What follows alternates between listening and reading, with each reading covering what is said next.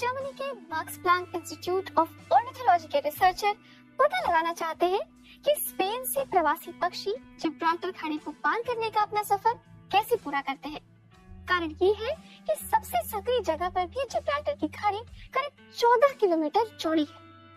वैज्ञानिक जानना चाहते हैं कि जहां थर्मोविंड काम नहीं करती, वैसी जिब्राल्टर की खाड़ी को पक्षी कैसे पार कर जाते हैं।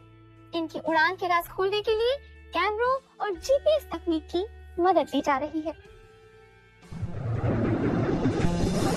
दक्षिणी स्पेन के तट पर गर्मियों के आखिरी दिन अगस्त के आखिर में यहाँ लाखों प्रवासी पंछी पहुँचते हैं अपनी अगली लंबी यात्रा की एक बड़ी चुनौती के लिए।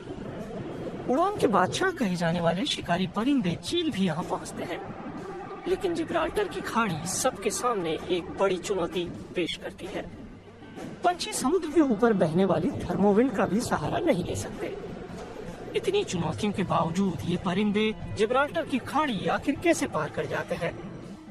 अब आधुनिक मशीनों के जरिए वैज्ञानिक ये जानना चाहते हैं कि आखिर ये होता कैसे है। Max Planck Institute for ornithology के वैज्ञानिक अपनी टीम के साथ चीलों के व्यवहार को समझना चाहते हैं। खतरनाक हवा के बावजूद आखिर चील समंदर पार कर जाते हैं।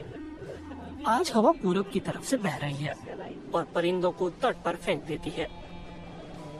अब तक वैज्ञानिक खाड़ी पार करने की उनकी खतरनाक उड़ान को लेकर अंदाजा भर लगा सकते हैं, लेकिन वे पंछियों की दुनिया के ऐसे राज सुलझाना चाहते हैं। और रोमांच की शुरुआत होती है। अपने मिशन के लिए डेविड सांतोस को ढेर सारे चील चाहिए। उन पर बहुत छोटी छोटी जीपीएस मशीनें लगाई जाएंगी। डेटा की मदद से शायद वैज्ञानिकों को उन सवालों के जवाब मिलेंगे जो वो खोज रहे हैं। अब तक टीम के पिंजरे में 6 परिंदे ही आए हैं। इसके साथ ही एक बड़ी शोध की शुरुआत होती है। वैज्ञानिक चीलों का सिर एक खोल से ढक देते हैं। यह उनके लिए सिग्नल है कि रात हो गई है। वे शांत हो जाते हैं। किसी पिट्ठू बैग की तरह वैज्ञानिक पीठ पर उनके ट्रांसमीटर लगाते हैं। ये उड़ान की जानकारी देगा। डेटा सीधे वैज्ञानिकों के मोबाइल फोन पर आएगा। वैज्ञानिक हर वक्त जान पाएंगे कि पक्षी क्या कर रहा है। ये खास किस्म की लॉग मशीन है। ये इस सेलफोन नेटवर्क GSM के जरिए ट्रांसमिट होती है। इसके अंदर एक सिम कार्ड है, इसमें जीपीएस और एक्सेलेरोमीटर है जो पंछी की उड़ान और उसके व्यवहार की जानकारी देता है। अगली सुबह वैज्ञानिक एक बार फिर सब चीजें चेक कर रहे हैं। आज उन्हें ज्यादा से ज्यादा परिंदे पकड़ने होंगे। जैसे ही हवा कुछ धीमी होगी, परिंदे उड़ान पर निकल लेंगे। रेस शुरू हो चुकी है।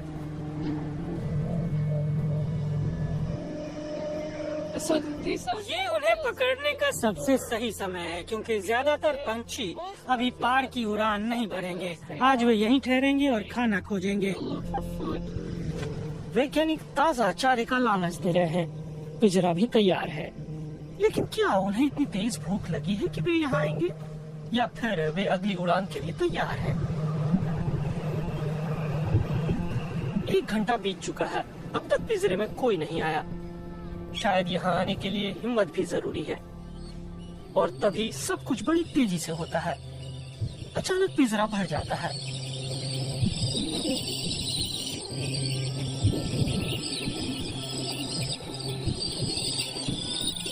अब कोई गड़बड़ नहीं होनी चाहिए।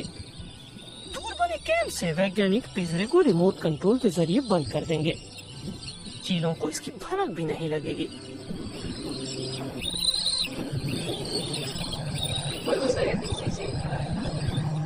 परफेक्ट। पहली बार हमने इतने ज्यादा पंछी पकड़े हैं।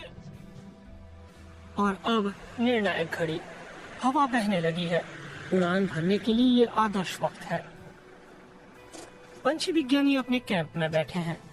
ऑब्जर्वेशन सेंटर में बैठे वैज्ञानिकों की नजर जिब्राल्टर की खाड़ी पर है। कभी भी उड़ान शुरू हो सकती है। मौसम थोड़ा गर्म हो चुका है और इसी दौरान हजारों परिंदे दूसरे महाद्वीप तक पहुंचने के लिए अपने पंख फड़फड़ाते हैं। थर्मोविंड के ऊपर आराम से उड़ान भरते हुए वे रास्ता तय करते हैं।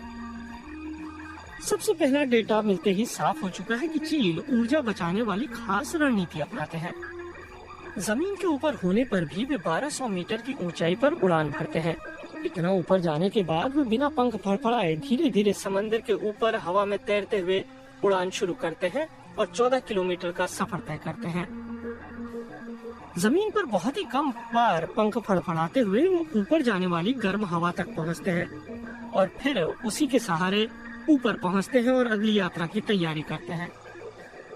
ऐसा करते हुए वे स्पेन से आराम से हजारों किलोमीटर दूर दक्षिण अफ्रीका तक सफल उड़ान भरेंगे।